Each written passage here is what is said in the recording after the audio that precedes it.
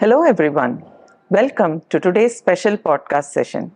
I am Kaveri Venkatesh and joining me is Ms. Pushpa Bhat, one of our senior educators.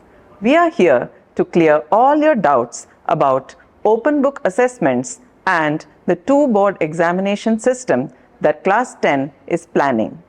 So let's dive in. To begin with, what exactly is an open book assessment? An open book assessment or an OBA is an exam format where students are allowed to carry textbooks, notes, or any kind of approved materials with them. But that does not mean that it is just copying answers. Instead, it is designed to test their understanding and critical thinking. It pushes them to analyze, interpret, and apply their knowledge just like real life problems. The fact that open book assessments were introduced by Orbis ages ago and are now being adopted by CBSE beautifully reflects our school's forward thinking vision and progressive teaching practices. That's interesting. But would it reduce the pressure of memorization for our children? Yes, but only partially. Though students do not have to memorize every single detail, they must understand the concepts and know where to find the answers quickly. OBAs are not easy exams. They demand higher order thinking skills such as data interpretation, case studies, and analysis. Though the pressure of memorization goes down, concept clarity becomes even more important. How can parents and teachers help students prepare for these assessments? That's a very good question. We need to shift our focus from memorization to comprehension. Encourage children to ask why and how rather than just what. Teach them to organize their notes well, highlights, summaries, sticky notes. Practice more open-ended and scenario-based questions. Time management is very crucial. Though it's an open book assessment, it is still a timed exam. So parents can help by consistent practice and asking children to stay organized. Okay. Will the open book assessments be conducted for all subjects or is it just for selected ones? As of now, it's only for the core subjects, that's the languages, math, science, and social science. However, CBSE has not issued a final circular, so we will wait for the official confirmation. Do you think open book assessments will help children in real life? Absolutely. In real life, professionals often refer to manuals, online information, and research data. OBAs help children to analyze, interpret, and think critically, which is exactly what they need in their higher education and careers. Okay. Moving on, why is CBSE planning to conduct two board examinations? This is in line with the NEP 2020. So students get two chances in a year and they can retain their best score, what we call the best of two model. This reduces the anxiety over one high stakes examination. Will both exams have the same paper or different ones? Both exams will have different question papers, but both question papers will be balanced in fairness and difficulty. Can students choose which board exam to appear for? No, all students must appear for the first board exam in February, and only those who want to improve their score can appear for the second board exam. Is it possible for all subjects? No, they can only attempt it for up to 3 subjects. Suppose a student falls ill during the first exam, is it possible for him to retake the exam during the second one? Unfortunately, no. If the student falls ill, he or she has to take the examination in the next academic year. The second board exam is strictly an improvement exam. At present, the students undergo so much stress of exams. So will this system reduce the stress in any way? Yes, because the students know that they have a chance to take the examination again. Instead of aiming for that one shot perfection, they know that it is more important to perform consistently. What about the LOC and the paperwork? How will the schools manage for 2 exams? So the schools will fill the LOC or list of candidates separately for both exams.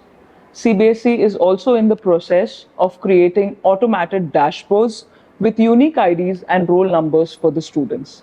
So the process will be more streamlined. That sounds good. How do these reforms prepare students for higher education and careers?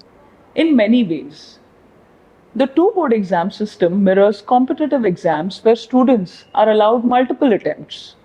OBAs and competency based examinations develop adaptability, creativity, and other higher order thinking skills. Together, they help them prepare for real life and career. That's great. What do you think? Will this decrease or increase the overall academic pressure? In the long run, it will decrease the academic pressure. Students will learn skills which are more important. And it may feel new initially, but schools are already preparing students for competency based exams. What about the teachers?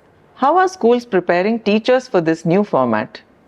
At Orbis, we have already conducted workshops on designing open-ended questions and competency-based assessments. CBSE is also providing model question papers, question banks.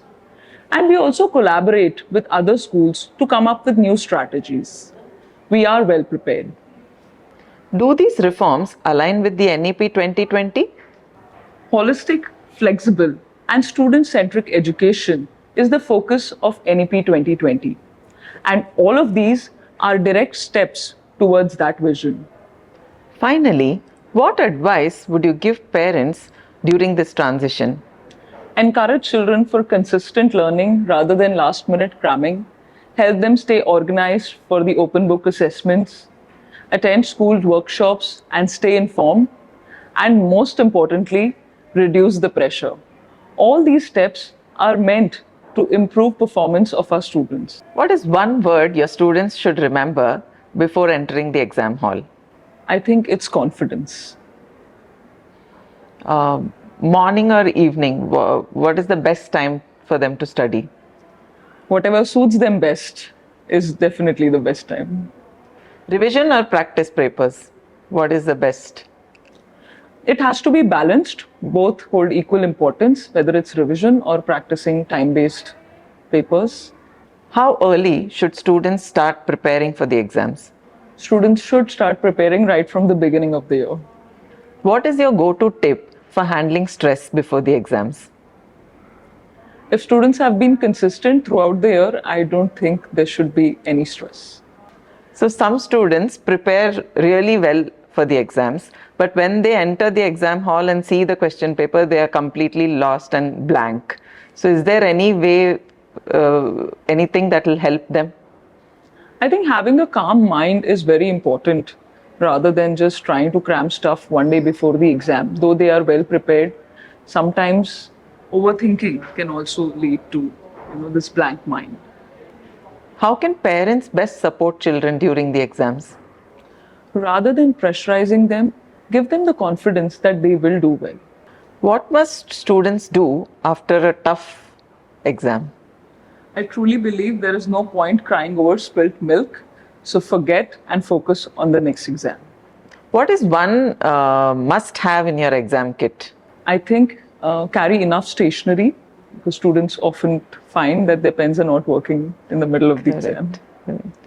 What is this thing about not wearing earrings and transparent pens, etc.? With technology advancing, even the tiniest of earrings or even small things can be used for unfair means, and hence it is not advised. Does neat presentation actually fetch marks? Though there is no deduction of marks for a presentation which is not that neat, a neat presentation can help you to organize your work well, which affects the correction. Thank you, Ms. Pushpa. That was an eye-opener for all parents. It's my pleasure. I know change can feel overwhelming, but with the right support, our children will thrive. And thank you to all our listeners for tuning in. We hope today's discussion helped you understand the upcoming reforms better. Until next time, stay curious, stay supportive, and celebrate learning.